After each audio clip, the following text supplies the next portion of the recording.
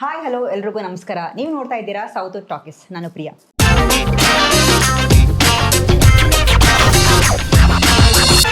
ವೀಕ್ಷಕರೇ, ದೊಡ್ಡ ಮನ್ಸ ಅನ್ನುವಂತಹ ಒಂದು ಸಿನಿಮಾ ಬರ್ತಾ ಇದೆ. ಸೊ ಇದೇ ತಿಂಗಳು 19ನೇ ತಾರೀಕು ಈ ಸಿನಿಮಾ ರಿಲೀಸ್ ಆಗ್ತಾ ಇದೆ. ಮೇಲ್ನೋಟಕ್ಕೆ ಇದೊಂದು ಆಕ್ಷನ್ ಸಿನಿಮಾ ಅಂತ ಅನ್ಸಿದ್ರು ಕೂಡ ಒಳಗಡೆ common man to extraordinary man journey ನಮಗೆ ಕಾಣಿಸುತ್ತೆ. ಸೊ ದೊಡ್ಡ ಮನ್ಸ ಏನು ಹೇಳಕ್ ಹೊರಟಿದೆ ಬನ್ನಿ ಸಿನಿಮಾ ತಂಡದವರು ನನ್ನೊಟ್ಟಿಗೆ ಇದ್ದಾರೆ. ಸದ್ಯಕ್ಕೆ ನಮ್ಮೊಟ್ಟಿಗೆ ಇದ್ದಾರೆ ದೊಡ್ಡ ಮನ್ಸ ಸಿನಿಮಾದ ನಾಯಕ ನಟರು, ನಿರ್ದೇಶಕರು, ಬರಹಗಾರರು ಆಗಿರುವಂತಹ ಶರತ್ ಕೃಷ್ಣ ಅವರು. ಮೊದಲನೇದಾಗಿ ನಮಸ್ಕಾರ ಸರ್. ಹಾಗೆಯೇ ಈ ಸಿನಿಮಾದ ನಾಯಕಿರಾದಂತಹ ರೇಷ್ಮಾ ಅಂಡ್ ಶಿಲ್ಪಾ ಅವರು ಕೂಡ ನಮ್ಮೊಟ್ಟಿಗೆ ಇದ್ದಾರೆ. ಇಬ್ಬರಿಗೂ ನಮಸ್ಕಾರ. ಹೇಗಿದ್ದೀರಾ? ಚೆನ್ನಾಗಿದ್ದೀನಿ. ನೀವು? ನಾನು ಚೆನ್ನಾಗಿದ್ದೀನಿ. ಹೇಗೆ ನಡೀತಿದೆ ಸಿನಿಮಾ ಕೆಲಸಗಳೆಲ್ಲವೂ? ಚೆನ್ನಾಗಿ ನಡೀತಾ ಇದೆ. ಪ್ರಮೋಷನ್ಸ್ ಎಲ್ಲ ಸ್ಟಾರ್ಟ್ ಆಗಿದೆ ಸರ್? ಆ್ಯಕ್ಚುಲಿ ನಾನು ಇವಾಗಷ್ಟೇ ಹೇಳಿದೆ, ಅಂದರೆ ಮೇಲ್ನೋಟಕ್ಕೆ ಒಂದು ಆ್ಯಕ್ಷನ್ ಓರಿಯೆಂಟೆಡ್ ಸಿನಿಮಾ ಅಂತ ನಮಗೆ ಅನಿಸುತ್ತೆ.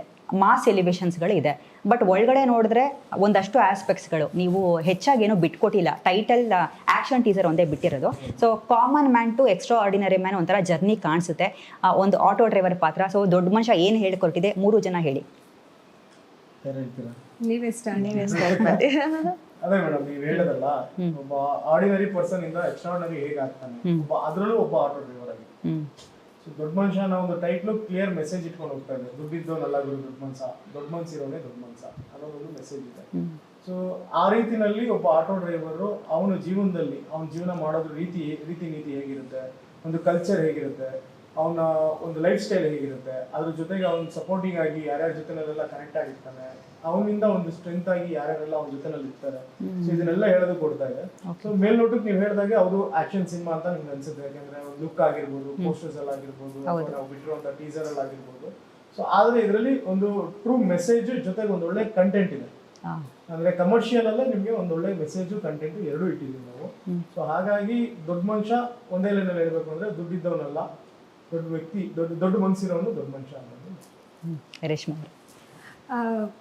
ನನಗನ್ಸೋ ಪ್ರಕಾರ ದೊಡ್ಡ ಮನುಷ್ಯ ಸಿನಿಮಾ ನೋಡಿದ್ಮೇಲೆ ಒಂದು ಏನು ನನಗೆ ಪರ್ಸ್ನಲಿ ಅನಿಸಿದಂದರೆ, ಎಷ್ಟೊಂದು ಸತಿ ನಮ್ಮ ಲೈಫಲ್ಲಿ ಅಥವಾ what ever the reasons might be, ಕೆಲವೊಂದು ಕನಸು ಕಾಣೋದಕ್ಕೇ ನಾವು ಭಯ ಪಡ್ತೀವಿ.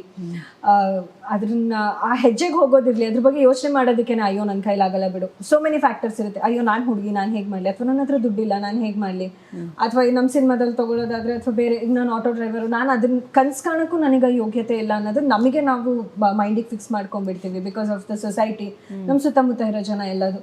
ಸೊ ಮೇ ಬಿ ದೊಡ್ಡ ಮನುಷ್ಯ ಸಿನಿಮಾ ನೋಡಿ ಆಚೆ ಹೋದಾಗ ಜನಕ್ಕೆ ಇಲ್ಲ ಕನಸು ಕಾಣ್ಬೋದು, ನೀವು ಕನಸು ಕಾಣೋದಕ್ಕೆ ಏನು ಇದು ಮಾಡಬೇಕಿಲ್ಲ ಅಲ್ಲ.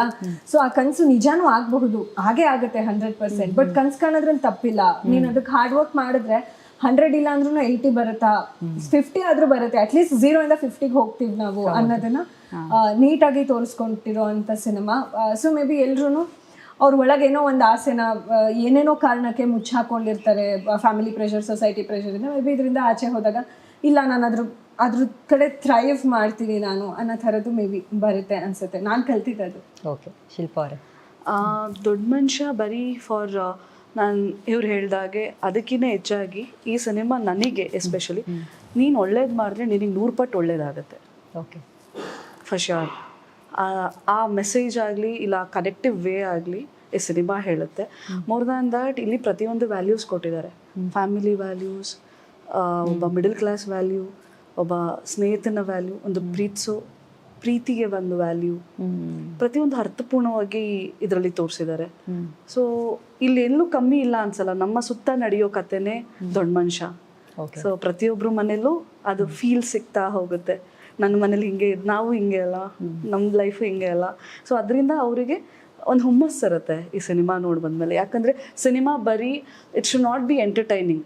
ಆ ಮೂಮೆಂಟಿಗೆ ನಗಾಡ್ಕೊಂಡು ಆಚೆ ಬರೋದಲ್ಲ, ಅದನ್ನು ತೊಗೊಂಡು ಬರಬೇಕು. ಹೌದು.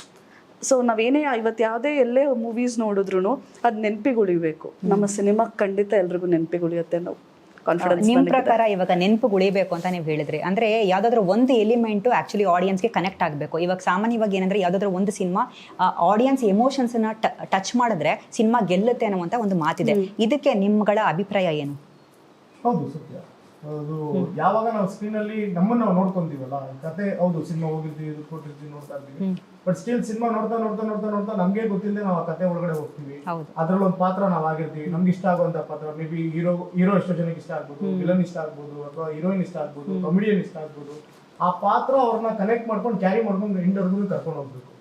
ಸೊ ಇದು ತುಂಬಾ ಇಂಪಾರ್ಟೆಂಟ್ ಆಗುತ್ತೆ. ಆಡಿಯನ್ಸ್ ಪಾಯಿಂಟ್ ಆಫ್ ವ್ಯೂ ಅಲ್ಲೇ ನಾವು ಸಿನಿಮಾ ಮಾಡೋದ್ರಿಂದ ಆ ಒಂದು ವೇನಲ್ಲಿ ನಾವು ಗೆದ್ದಿದ್ದೀವಿ ಅಂತ ಅನ್ಸುತ್ತೆ. ಯಾಕಂದ್ರೆ ನಮ್ಮ ಸಿನಿಮಾ ನಾವು ಕೂತ್ಕೊಂಡು ನೋಡಿದಾಗ ಅದು ಕನೆಕ್ಷನ್ ತಗೊಂಡು ಹೋಗುತ್ತೆ, ಹಂಗೆ ಎಂಡ್ವರ್ಗು ಕನೆಕ್ಷನ್ ತಗೊಂಡೋಗಿ ಒಂದು ರಿಮಾರ್ಕಬಲ್ ಸಿನಿಮಾ ಆಗಿ ಉಳ್ಕೊಳ್ಳುತ್ತೆ ಅವ್ರಿಗೆ.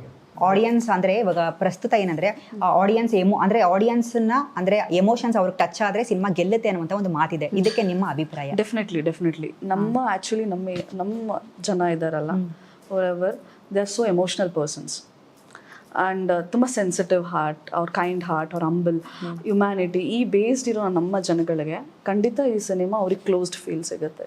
ಕ್ಲೋಸ್ ಥಿಂಗ್ ಅದೇ ಅಂದರೆ ಹೌದು, ಒಂದು ಇಮೋಷ್ನಲಿ ಅವ್ರು ಕನೆಕ್ಟ್ ಆಗ್ಬೇಕು ಯಾವುದೋ ಒಂದು ಕ್ಯಾರೆಕ್ಟರ್ಗೆ. ಸರ್ ಹೇಳ್ದಂಗೆ ಹೀರೋಗೆ ಆಗ್ಬೋದು ಅಥವಾ ಇನ್ನೊಂದು ಕ್ಯಾರೆಕ್ಟರಿಗೆ ಆಗ್ಬೋದು. ನಂಗೆ ಅನ್ಸುತ್ತೆ ಈ ಸಿನಿಮಾದಲ್ಲಿ ಆ ಥರ ತುಂಬ ಕ್ಯಾರೆಕ್ಟರ್ಸ್ ಇದೆ.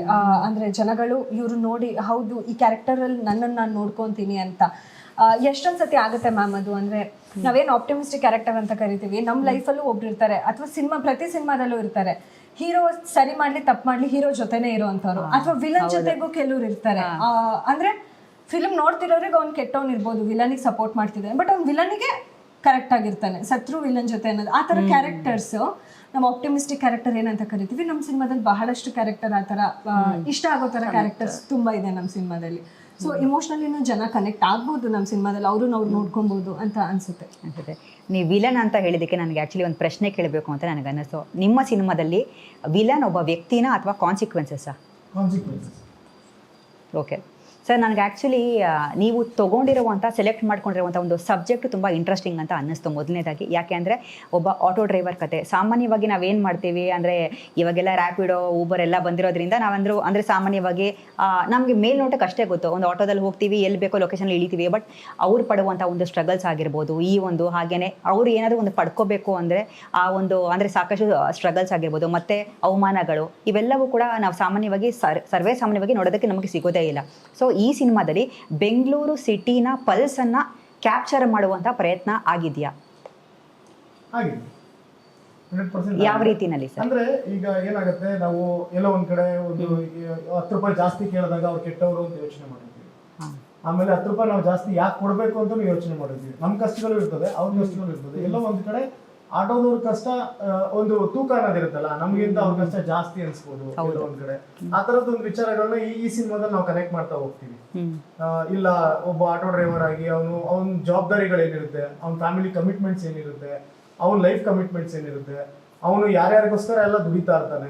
ಸೊ ಎಲ್ಲೋ ಒಂದ್ ಕಡೆ ನಾವು 10 ರೂಪಾಯಿ ಕೊಡ್ಬಹುದಾ, ಎಕ್ಸ್ಟ್ರಾ ಏನಕ್ಕೆ ಕೊಡು? ಆಮೇಲೆ ಸುಮ್ನೆ ಕೇಳಿದಾಗ ಯಾರು ಕೇಳಕ್ ಬರಲ್ಲ, 10 ರೂಪಾಯಿ ಎಕ್ಸ್ಟ್ರಾ ಕೊಡು ಅಂತ ಯಾರು ಕೇಳಕ್ ಬರೋದಿಲ್ಲ. ಸೊ ಆ ಒಂದು 10 ರೂಪಾಯಿ ಅವ್ರಿಗೆ ಎಲ್ಲಿಗೆ ಯೂಸ್ ಆಗುತ್ತೆ, ಆ ತರದ್ದೆಲ್ಲ ಒಂದು ಎಮೋಷನ್ಸ್ ಇದ್ರಲ್ಲಿ ಕನೆಕ್ಟ್ ಆಗುತ್ತೆ. ಓಕೆ, ಇವಾಗ ಈ ಸಿನಿಮಾದಲ್ಲಿ ನಿಮ್ಮಿಬ್ಬರ ಪಾತ್ರದ ಬಗ್ಗೆ ಹೇಳೋದಾದ್ರೆ? ನನ್ನ ಪಾತ್ರ ಸ್ನೇಹ ಅಂತ ಮ್ಯಾಮ್. ಅಂದರೆ ಎಲ್ಲರಿಗೂ ಮನ್ಸಿಗೆ ಹತ್ರ ಆಗೋ ಥರ ಕ್ಯಾರೆಕ್ಟರ್, ಏನು ಸ್ಪೆಷಾಲಿಟಿ ಆ ಥರದ್ದೆಲ್ಲ ಏನೂ ಇಲ್ಲ. ತುಂಬ ಸಿಂಪಲ್ ಹುಡುಗಿ, ಲೈಕ್ ನಾವು ನೀವು ಎಲ್ಲ ಡೇ ಟು ಡೇ ಲೈಫಲ್ಲಿ ಹೇಗಿರ್ತೀವಿ ಆಚೆ, ಸೊ ಅದೇ ಥರ ಇರೋವಂಥ ಒಂದು ಕ್ಯಾರೆಕ್ಟರು. ತುಂಬ ಡಿಸೆಂಟ್, ತುಂಬ ಇನ್ನಸೆಂಟ್, ಬಟ್ ಸ್ಟಿಲ್ ಏನೋ ಒಂದು ಆಸೆ ಇಟ್ಕೊಂಡು ನನ್ನ ಲೈಫಲ್ಲಿ ಅದನ್ನು ಅಚೀವ್ ಮಾಡಬೇಕು ಅಂತ ಹೇಳಿದಾಗ, ಅವಳ ಲೈಫಲ್ಲಿ ಒಂದು ಲವ್ ಆದಾಗ ಆ ಹುಡುಗ ಅವಳಿಗೆ ಎಷ್ಟು ಸಪೋರ್ಟಿವ್ ಆಗಿ ನಿಂತು ಹೇಗೆ ಸಪೋರ್ಟ್ ಮಾಡ್ತಾನೆ ಅನ್ನೋ ಥರ ಥ್ರೂ ಔಟ್ ದ ಸಿನಿಮಾ ಬರೋ ಅಂಥ ಒಂದು ಕ್ಯಾರೆಕ್ಟರ್. ಶಿಲ್ಪ ಅವರೇ? ನನ್ನ ಕ್ಯಾರೆಕ್ಟರ್ ಆ್ಯಕ್ಚುಲಿ ನನಗೆ ಇವ್ರ ಕತೆ ಹೇಳಿದ ತಕ್ಷಣನೇ ಐ ಸೆಡ್ ನಾನು ಇಲ್ಲ ಅಂತ ಹೇಳೋಕ್ಕಾಗಲ್ಲ, because it's very connected character.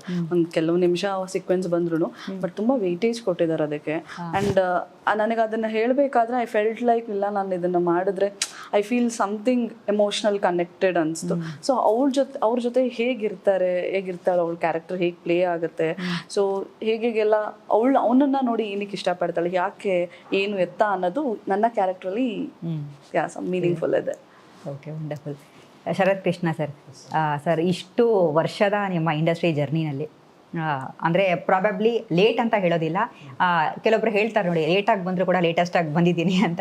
So ಆ ರೀತಿ ಒಂದು ದೊಡ್ಡ ಮನ್ಸ ಸಿನಿಮಾದ ಮುಖಾಂತರ ಬಂದಿದ್ದೀರಾ. ಸೊ ಕಥೆನೂ ನಿಮ್ಮದೇ, ಡೈರೆಕ್ಷನ್ನು ನಿಮ್ಮದೇ, ಜೊತೆಗೆ ನೀವೇ ಆ್ಯಕ್ಟರು. ಈ ಮೂರು ಕೂಡ ದೊಡ್ಡ ದೊಡ್ಡ ರೆಸ್ಪಾನ್ಸಿಬಿಲಿಟೀಸೇ.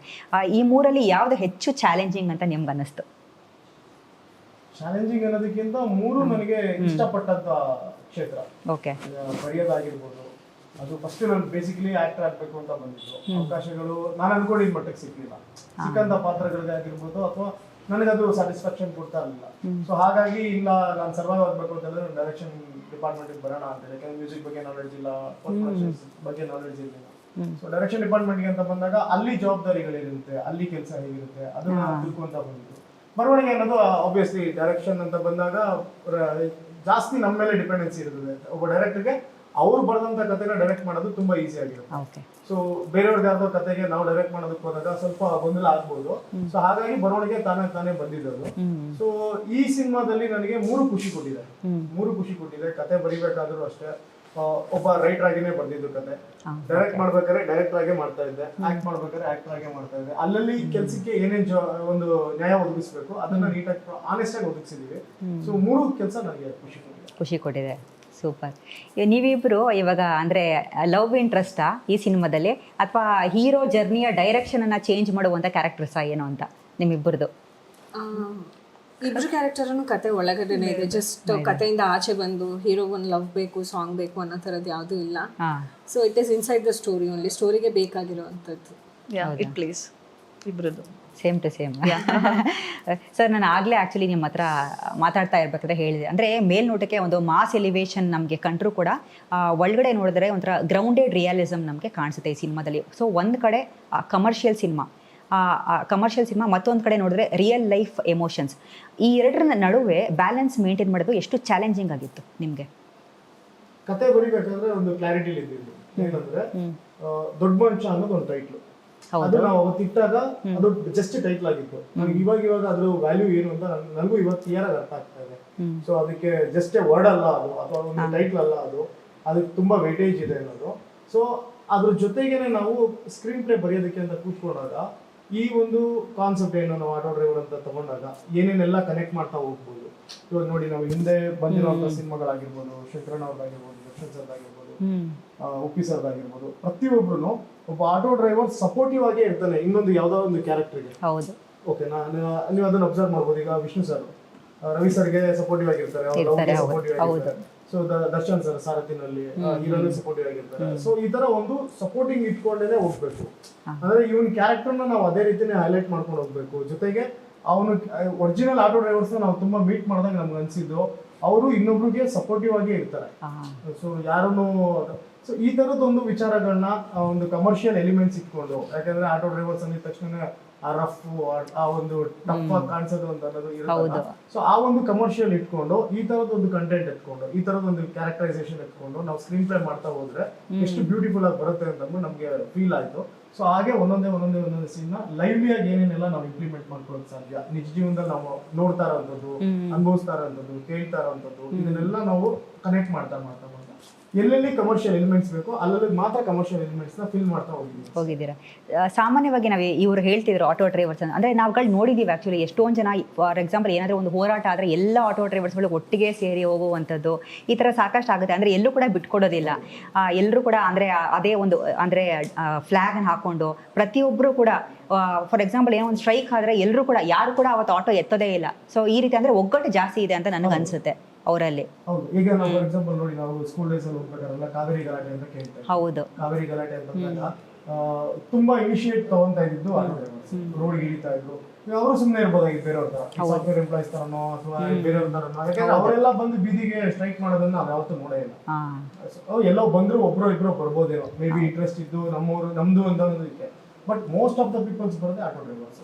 ಒಂದು ನೀರಿನ ಸಮಸ್ಯೆ ಆಗಿರ್ಬೋದು, ಅಥವಾ ನಾಡು ನುಡಿ ಅಂತ ಬಂದಾಗ ಆಗಿರ್ಬೋದು, ಗಡಿ ವಿಚಾರದಲ್ಲಿ ಆಗಿರ್ಬೋದು, ಯಾವುದೇ ಒಂದು ವಿಚಾರದಲ್ಲಾದ್ರೂ ಫಸ್ಟ್ ರೋಡ್ ಇಳಿದು ಸ್ಟ್ರೈಕ್ ಅಂತ ನಿಂತ್ಕೊಳ್ಳೋದೇ ಆಟೋ ಡ್ರೈವರ್ಸ್. ಕರೆಕ್ಟ್. ಹಾಗಾಗಿ ಹೋರಾಟಕ್ಕೂ ಒಂದು ಅವ್ರದ್ದು ಕೊಡುಗೆ ತುಂಬಾ ಇದೆ ಬಿಡಿ, ಅದೊಂದೇ ಅಂತಲ್ಲ, ಯಾವುದೇ ವಿಚಾರಕ್ಕೆ ಆದ್ರೂ ಆಟೋ ಡ್ರೈವರ್ಸ್ ಮುಂದೆ ಬರ್ತಾರೆ.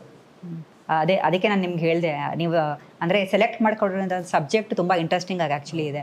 ನಿಮ್ಗಳಿಗೆ ಇವಾಗ ಆಟೋ ಡ್ರೈವರ್ ಅಂದ ತಕ್ಷಣ ಯಾವ ಆ್ಯಕ್ಟರ್ ಈ ಒಂದು ಪಾತ್ರದಲ್ಲಿ ಮಾಡಿದ್ದು ಮುಂಚೆ ತುಂಬ ಕನೆಕ್ಟ್ ಆಯಿತು? ವಿಷ್ಣು ಸರ್ ಮಾಡಿದ್ದಾರೆ, ಶಂಕರ್ ನಾಗ್ ಸರ್ ಮಾಡಿದ್ದಾರೆ, ಯಾರ್ದು? ಶಂಕರ್ ನಾಗ್ ಸರ್ ಅವರೊಂಥರ ಬ್ರ್ಯಾಂಡ್ ಅಂಬಾಸಿಡರ್ ಅನ್ಸುತ್ತೆ. ಯಾವ ಸಿನಿಮಾಗಳು ನೋಡಿದ್ದೀರಾ? ಅದೇ ಸಿನಿಮಾ ನೋಡಿರೋದು, ನನಗೆ ಹೆಸರುಗಳು ಸ್ವಲ್ಪ ನೆನಪಿಲ್ಲ. ಆಟೋ ರಾಜ. ಸೊ ನನಗೆ ಏನಕ್ಕೆ ಅವರೇ ನೆನಪಾಗೋದು ಅಂತ ಅಂದ್ರೆ, ನಾವು ಚೈಲ್ಡ್ಹುಡ್ ಇಂದ ಇವಾಗ ಬೇರೆ ಬೇರೆ ಫೋಟೋಗಳು ಎಲ್ಲ ನೋಡ್ಬೋದು. ಬಟ್ ನನಗೆ ನೆನಪಿರ್ತಾ ನಾನು ಚಿಕ್ಕವಳಿರ್ತಾ ಎಲ್ಲ ಆಟೋ ಮೇಲೆ ಶಂಕರ್ ನಾಗ್ ಸರ್ ಫೋಟೋ ಮಾತ್ರ ಇರ್ತೀವಿ. ಸೊ ನಮ್ಮ ಸ್ಕೂಲ್ ಆಟೋ ಇಂದ ಹಿಡಿದು ಪ್ರತಿಯೊಂದು ಆಟೋ ಮೇಲೂ they had Shankar Nag photo. ಹೌದು. ಅಂಡ್ ನಾನು most of the time Shankar Nag ಅವ್ರ ಫೋಟೋ ನೋಡಿರೋದು ಸಹ ಆಟೋ ಕಾಸ್ಟ್ಯೂಮ್ ಫೋಟೋಸೇ ನೋಡಿದ್ದೀನಿ ಜಾಸ್ತಿ. ಸೊ ಅವ್ರು ನಾನು ಆ್ಯಕ್ಚುಲಿ ಅವರು ಅದೇ ಅನ್ಕೊಂಡ್ಬಿಟ್ಟಿದ್ದೆ, ಅಂದ್ರೆ ತುಂಬ ಚಿಕ್ಕವಳಿರ್ತಾ. ಸೊ ಮೇ ಬಿ ನಂಗೆ ಆಟೋ ಡ್ರೈವರ್ ಅಂದ ತಕ್ಷಣ ಅಂದ್ರೆ ಗೊತ್ತಿರಲ್ಲ ಅಲ್ಲ, ತುಂಬ ಚಿಕ್ಕವಳಿರ್ತಾ. ಸೊ ಅದು ಒಂಥರ ಫಿಕ್ಸ್ ಆಗಿಬಿಟ್ಟಿತ್ತು. ಸೊ ಅವರೇ ನೆನಪಾಗೋದು ನನಗೆ ಸಡನ್ ಆಗಿ. ಓಕೆ, ಶಿಲ್ಪರೇ ನಿಮಗೆ? ಆ್ಯಕ್ಚುಲಿ ಎಲ್ಲ ಆಟೋ ಡ್ರೈವರ್ಸ್ ಕ್ಯಾರೆಕ್ಟರ್ ಮಾಡಿರೋದೆಲ್ಲ ತುಂಬ ಚೆನ್ನಾಗಿ ಮಾಡಿದ್ದಾರೆ ಎಲ್ಲ ಆ್ಯಕ್ಟರ್ಸ್ ಎವರ್ ಯಾರ್ಯಾರು ಪ್ಲೇ ಮಾಡಿದ್ದಾರೆ ಇಲ್ಲಿವರೆಗೂ.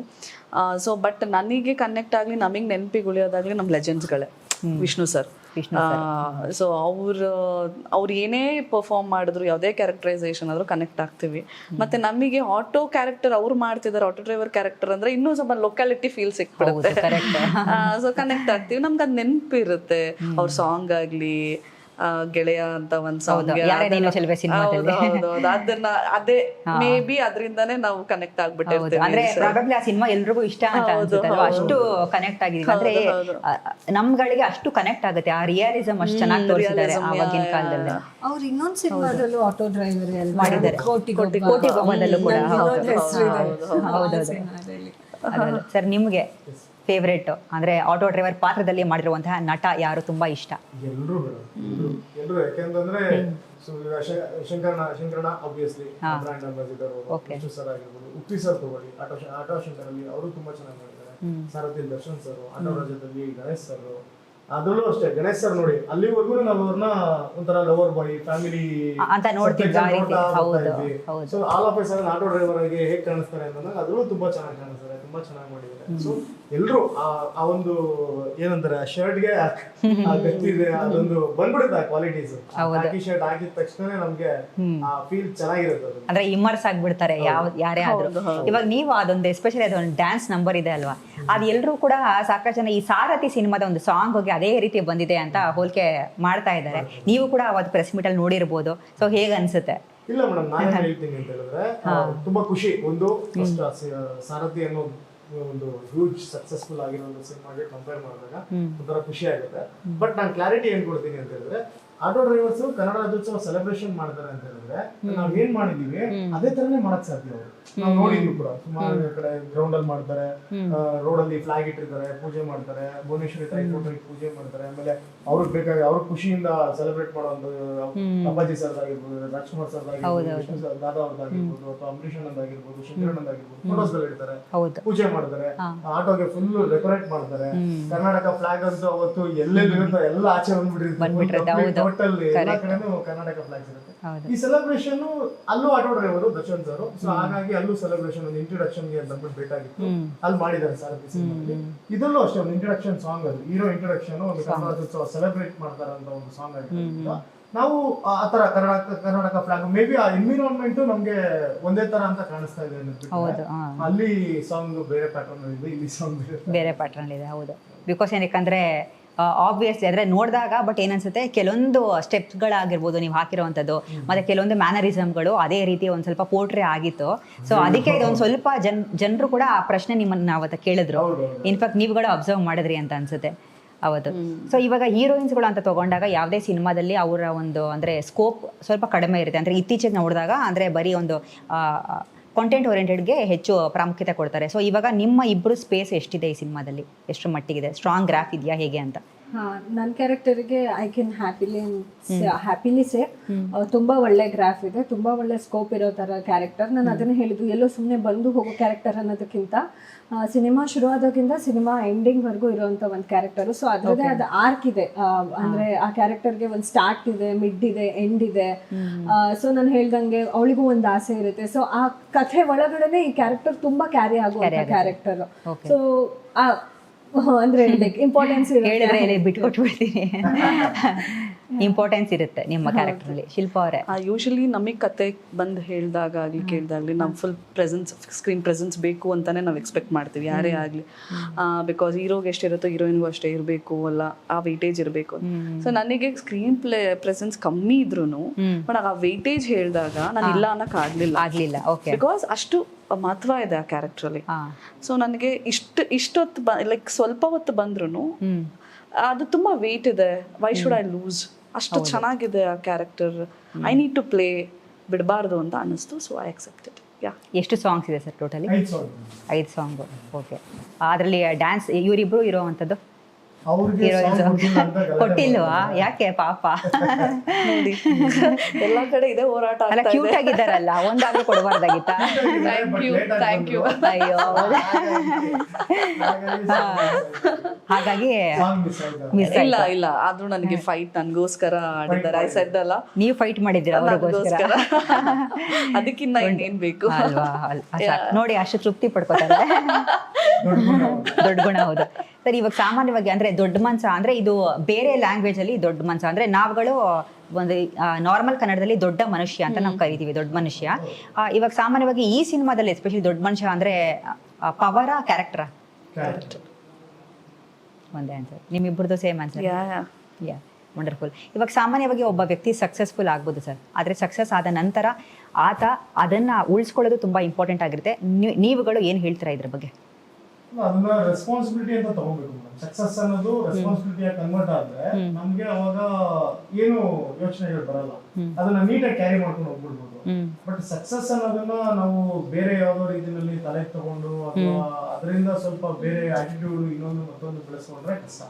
ಈಗ ನಾನೊಬ್ಬ ನಿರುದ್ಯೋಗಿ, ಕೆಲಸ ಇಲ್ದೇನೆ ಕೆಲಸ ಹುಡುಕ್ತಾ ಬಂದವನು. ಸೊ ಇವಾಗ ನಾನೊಂದು ಕೆಲಸ ಮಾಡಿದೀನಿ, ನಂದೊಂದು ಪ್ರಾಡಕ್ಟ್, ನಾನೇ ಓನ್ ಕಂಪ್ನಿ ಇಟ್ಟು ಒಂದು ಪ್ರಾಡಕ್ಟ್ ನ ತಯಾರು ಮಾಡಿದ್ದೀನಿ. ಸೊ ಆ ಪ್ರಾಡಕ್ಟ್ ನ ನಾನು ಮಾರ್ಕೆಟಿಂಗ್ ಮಾಡ್ತಾ ಇದ್ದೀನಿ, ಜನಕ್ಕೆ ಅದಕ್ಕೆ ಕೊಡ್ತಾ ಇದ್ದೀನಿ. ಜನಕ್ಕೆ ಇಷ್ಟಪಟ್ಟು ಜನ ನನ್ನ ಕಂಪ್ನಿನ ಶಬಾಷ್ ಒಳ್ಳೆ ಪ್ರಾಡಕ್ಟ್ ಕೊಟ್ಟಿದ್ದೆ ನೀನು ಅಂತ ಅಪ್ರಿಶಿಯೇಟ್ ಮಾಡೋದು ಅಂದಾಗ ನನ್ನ ಕಂಪ್ನಿಯಿಂದ ನಾನು ಮಾಡಬೇಕಾಗಿರೋ ಕೆಲಸ ರೆಸ್ಪಾನ್ಸಿಬಿಲಿಟಿನ ತಗೊಂಡು ಮತ್ತೆ ಜನಕ್ಕೆ ನಾನು ಒಳ್ಳೊಳ್ಳೆ ಪ್ರಾಡಕ್ಟ್ನೇ ಕೊಡ್ತಾ ಹೋಗ್ಬೇಕು. ಕರೆಕ್ಟ್. ಜನ ನನಗೇನೋ ಕೊಟ್ಬಿಟ್ಟಿದಾರೆ ಇವಾಗ, ಸಾಕು ನನಗಿದು ಅನ್ನೋದ್ರ ಆಟಿಟ್ಯೂಡ್ ಬಂದ್ಬಿಡ್ತು ಅಂತಂದ್ರೆ ಡೆಫಿನೆಟ್ಲಿ ಅದು ರಾಂಗ್. ಸೊ ಆ ತರ ಮಾಡ್ಕೊಳ್ತೇನೆ. ಏನೇ ಒಂದು ಸಕ್ಸಸ್ ಕೊಟ್ಟರು ಮುಂದೆ ನನಗೆ ಕೊಟ್ಟಂತ ಕೆಲಸ, ಇದು ನನಗೆ ಕೊಟ್ಟಂತ ಒಂದು ಜವಾಬ್ದಾರಿ, ಒಂದು ರೆಸ್ಪಾನ್ಸಿಬಿಲಿಟಿ ಅಂತ ನಾನು ಕ್ಯಾರಿ ಮಾಡ್ಕೋಬೋದೇ ಅಂತ ಹೇಳಿದ್ರೆ ಇದು ಒಳ್ಳೆ ಗ್ರೋತ್ಗೆ ದಾರಿ ಅದು. Super sir. ಇವಾಗ ನಿಮ್ಮ ಇಷ್ಟು ವರ್ಷದ ಜರ್ನಿನಲ್ಲಿ ನೀವು ಕಂಡಂತಹ ವರ್ಸ್ಟ್ ಹ್ಯೂಮಿಲಿಯೇಷನ್ ಯಾವುದು? ಅಂದ್ರೆ ನೋಡಿದ ತಕ್ಷಣ ಜಡ್ಜ್ ಮಾಡ್ಬಿಡ್ತಾರಲ್ಲ, ಅದ್ ಮಾಡ್ಬಾರ್ದು. ಈಗ ಒಬ್ಬ ವ್ಯಕ್ತಿನ ಯಾರೇ ನೋಡಿದ್ರು ಅವನ ಸ್ಟ್ರೆಂತ್ ಯಾರಿಗೂ ಗೊತ್ತಾಗಲ್ಲ, ಅವ್ನ ವೀಕ್ನೆಸ್ ಯಾರಿಗೂ ಗೊತ್ತಿರಲ್ಲ. ಸೊ ಇವ್ನು ಇದ್ರಲ್ಲಿ ಡೌನ್ ಅನ್ನೋ ತರ ಯಾರು ಮಾಡಬಾರ್ದು. ಕರೆಕ್ಟ್. ಅವ್ನಿಗೆ ನೀವು ಕೆಲಸ ಕೊಟ್ಟು ಅದನ್ನ ಮಾಡ್ಲಿಲ್ಲ ಅಂತ ಹೇಳಿದ್ರೆ ಅವತ್ತಿಗೆ ನೀವು ಅವನ್ನ ಹೇಳ್ಬೋದು, ಇಲ್ಲ ನಾನು ಈ ತರ ಕೆಲಸ ಕೊಟ್ಟೆ, ಸೊ ಹಾಗಾಗಿ ಇವನು ಅದರಲ್ಲಿ ವೀಕ್ ಇದ್ದಾನೆ ಅಂತ ಹೇಳ್ಬೋದು, ಅಥವಾ ಅದ್ರಲ್ಲಿ ಸ್ಟ್ರಾಂಗ್ ಇದ್ದಾನೆ ಅಂತ ಹೇಳ್ಬೋದು. ಏನನ್ನೂ ನೋಡದೆ, ಏನನ್ನೂ ಗೊತ್ತಿಲ್ಲದೆ ಅವನ ಬಗ್ಗೆ ಡೈರೆಕ್ಟ್ ಆಗಿ ಒಬ್ಬ ವ್ಯಕ್ತಿನ ಸ್ಟ್ರಾಂಗ್ ವೀಕ್ ಅಂತ ಜಡ್ಜ್ ಮಾಡೋದು, ಐದರ್ ಸ್ಟ್ರಾಂಗ್ ಅಂತ ಐದರ್ ವೀಕ್ ಅಂತ ಜಡ್ಜ್ ಮಾಡೋದು ಕರೆಕ್ಟ್ ಸರ್. ನಿಮ್ಮಿಬ್ರಿಗೂ ಆ ರೀತಿ ಏನಾದ್ರು ಆಗಿದ್ಯಾ? ಯಾವ ಥರ ಸರ್? ವರ್ಸ್ಟ್ ಹ್ಯೂಮಿಲಿಯೇಷನ್ ಏನಾದ್ರು ಆಗಿದ್ಯಾ ಇಂಡಸ್ಟ್ರಿನಲ್ಲಿ ಅಥವಾ? ನನ್ನ ಪ್ರಕಾರ ಹ್ಯೂಮಿಲಿಯೇಷನ್ ಅನ್ನೋದು ಮ್ಯಾಮ್ ಸ್ವಲ್ಪ ಹೆಂಗಾಗ್ಬಿಡುತ್ತೆ ಅಂದರೆ, ಆಸ್ ಆಫ್ ಸರ್ ಹೇಳ್ದಾಗೆ ಜಡ್ಜ್ ಮಾಡೋದಾಗ್ಲಿ, ಅವ್ರದ್ದೇನು like whatever the talent the capacity ಏನು ಕಾಣಲ್ಲ. So they only see the presence. So ನಾವು ಒಂದು ಆಪರ್ಚುನಿಟಿ ಸಿಕ್ತಾಗ್ಲಿ ಮತ್ತೊಂದಾಗ್ಲಿ ನಾವೇನು ಅನ್ನೋದು ನಮಗೆ ತಿಳಿಯುತ್ತೆ. So we should not see them as a low or whatever nothing ಅಂತ. ಎಲ್ಲರಿಗೂ ಹೊಸೊಬ್ರಿಗಾಗಲಿ ಪಳಗಿರೋರೇ ಆಗಲಿ, ಎವರ್ ದೇ ಹ್ಯಾವ್ ಎಕ್ಸ್ಪೀರಿಯನ್ಸ್ಡ್ ಅವರೇ ಆಗಲಿ, ದೇ ಫೀಲ್ ಎಲ್ಲರಲ್ಲೂ ಅವ್ರವ್ರದ್ದೇ ಆದ ಮಹತ್ವಗಳಿದ್ದೇ ಇರುತ್ತೆ. ಸೊ ನಮಗೆ ಸ್ಪೇಸ್ ಬೇಕಾಗತ್ತೆ ಅಷ್ಟೇ, ಪ್ರಾಪರ್ ಸ್ಪೇಸ್. ಸರ್, ನನಗೆ ನೀವು ಏನು ಹೆಚ್ಚಾಗಿ ಬಿಟ್ಕೊಟ್ಟಿಲ್ಲ ನನ್ನ ಪ್ರಶ್ನೆಗಳಂದ್ರೆ ಟ್ರೇಲರು ಏನೋ ಆ್ಯಕ್ಷನ್ ಟೀಸರ್ ಅಂದರೆ ಬಿಟ್ಟಿದ್ದೀರಾ ಆ್ಯಕ್ಚುಲಿ ಅಷ್ಟೇ.